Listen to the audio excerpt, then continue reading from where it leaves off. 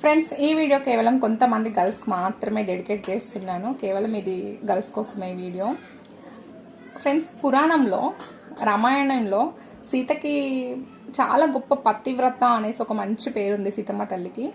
But అంతే పతివ్రతతో ఇంకొక ఇల్లాలు కూడా ఉంది. బట్ తన పేరు మాత్రం పురాణంలో బయటికి రాలేదు.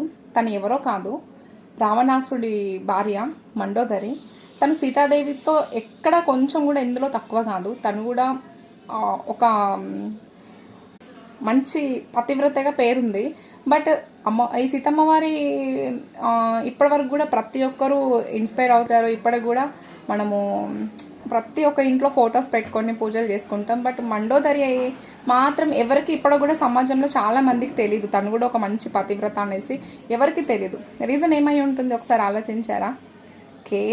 కేవలం అంటే కేవలం మనము చూస్ చేసుకునే లైఫ్ పార్ట్నర్ మీద ఒక అమ్మాయి జీవితం అనేది డిపెండ్ అయి ఉంటుంది. అక్కడ సీతాదేవి అమ్మవారు ఏంటంటే రాముడి గొప్పదనం వల్ల అమ్మవారు పతివ్రత అని తేలింది. బట్ ఇక్కడ రామాయణంలో రామనాసుడు తన తన క్యారెక్టర్ వల్ల తను బయటికి రాలేదు.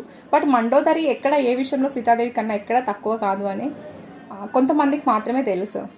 ఇక్కడ ఏంటంటే ప్రతి ఒక్క అమ్మాయి తన లైఫ్లో చూస్ చేసుకునే పర్సన్ని తనకు అర్హుడా కాదా అనేది చూస్ చేసుకోవాలి. ఈరోజు ఈ మాట ఎందుకు చెప్తున్నాను అంటే, జస్ట్ ఆన్లైన్లో పరిచయం అయ్యి జస్ట్ కొంచెం వాళ్ళు చూపించే కేరింగ్ ప్రేమకి ఫ్లాట్ అయిపోయి తన జీవితాన్ని పణంగా పెట్టి పూర్తిగా డిపెండ్ అయిపోతున్నారు ఆన్లైన్ పర్సన్స్కి. కేవలం అమ్మాయిలు ఎందుకు ఈరోజు ఈ మాట చెప్పాల్సి వచ్చిందంటే, ఎదుటి వాళ్ళు జస్ట్ టైంపాస్ కోసం మాత్రమే నీతో టైం స్పెండ్ చేస్తారు. బట్ ఇది ఒక అమ్మాయి లైఫ్ ఏంటంటే, వాడి ఊరు తెలీదు, గోత్రము తెలీదు, వాడి పేరు తెలీదు, వాడు ఏమి తెలియనోడితోటి జస్ట్ వాడు కేరింగ్ చూపించాడు అని చెప్పేసి నీ లైఫ్ని తనకు పణంగా పెట్టడం మాత్రం ఎట్టి పరిస్థితుల్లో రీజన్ పెట్టకూడదు కూడా. రీజన్ కారణం అని కాదు, అది కరెక్ట్ కాదు. ఎందుకంటే మనము ఒక అమ్మాయి అయి ఉండి పేరెంట్స్కి మనం ఇచ్చే పెద్ద గిఫ్ట్ ఏమైనా ఉందంటే, నువ్వు పేరెంట్స్ని ఒక తలెత్తుకునే స్టేజ్కి తీసుకెళ్ళకపోయినా పర్లేదు, బట్ వాళ్ళ సమాజంలో తలదించుకునే స్టేజ్కి ఏదో ఒక ఉంటే చాలు. వాళ్ళ పేరెంట్స్ ఈరోజు సమాజంలో తలదించుకోవడానికి కారణం ఒక అమ్మాయి మాత్రం కాకూడదు. ఇంతకన్నా పెద్ద నరకం పేరెంట్స్కి ఏమీ ఉండదు.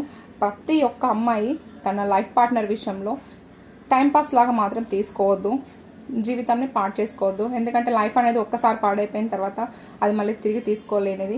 సముద్రంలో రాయేసినంత ఈజీగా లైఫ్ పాడు చేసుకుంటాం. బట్ అది తీయడం అనేది ఎంత కష్టం అనేది ప్రతి ఒక్కరికి తెలుసు కదా. అది అసాధ్యం. ఇంకా లైఫ్ను మళ్ళీ సర్చ్ చేసుకోలేం. ఇది కేవలం కొంతమంది అమ్మాయిలకు మాత్రమే డెడికేట్ చేస్తున్నాను. వీడియో వస్తే మాత్రం లైక్ చేయడం మర్చిపోవద్దు.